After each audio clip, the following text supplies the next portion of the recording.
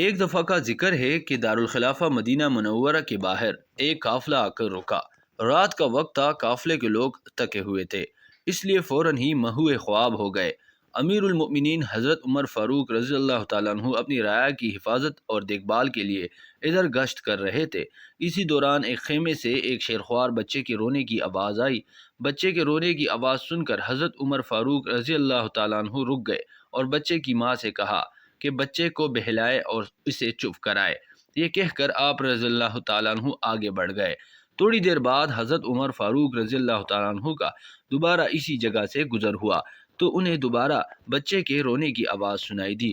یہ دیکھ کر آپ رضی اللہ تعالیٰ عنہ کو قدر غصہ آیا اور انہوں نے بچے کی ماں کو مخاطب کرتے ہوئے کہا، تو بڑی بے رحم ماں ہے کہ بچے کو رلائے جا رہی ہے اور اسے چپ نہیں کراتی۔ عورت جو عمر فاروق رضی اللہ تعالیٰ عنہ سے ناواقف تھی اور آپ رضی اللہ تعالیٰ عنہ کو اجنبی سمجھ رہی تھی، کہنے لگی، اے شخص، اپنی راہ لو اور مجھے بار بار پریشان نہ کرو۔ میں اس بچے کا دودھ چڑانا چاہتی ہوں لیکن یہ ضد کرتا ہے اور روتا ہے۔ حضرت عمر فاروق رضی اللہ تعالیٰ عنہ نے حیرت سے پوچھا، لیکن ان کی عمر تو 1 سال بھی نہیں اور تو دودھ چڑانے میں کیوں جلدی کرتی ہے؟ عورت بولی، اس لیے کہ خلیفہ کا حکم ہے کہ بچے کا وظیفہ دودھ چڑانے کے بعد مقرر کیا جائے گا۔ ہم ضرورت مند ہیں، ہمیں وظیفے کی ضرورت ہے، اس لیے وقت سے پہلے میں اس کا دودھ چڑانا چاہتی ہوں تاکہ وظیفہ مل سکے۔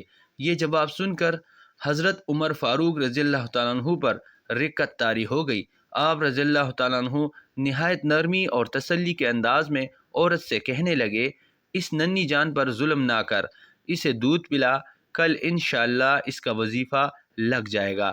اگلے روز نماز فجر کے بعد مسجد نبوی صلی اللہ علیہ وسلم میں حضرت عمر رضی اللہ تعالیٰ عنہ نے یہ حکم نامہ جاری کرتے ہوئے کہا، جس دن کوئی بچہ پیدا ہوگا اسی دن وظیفہ مقرر کر دیا جائے گا، دودھ چڑانے کا انتظار نہیں کیا جائے گا۔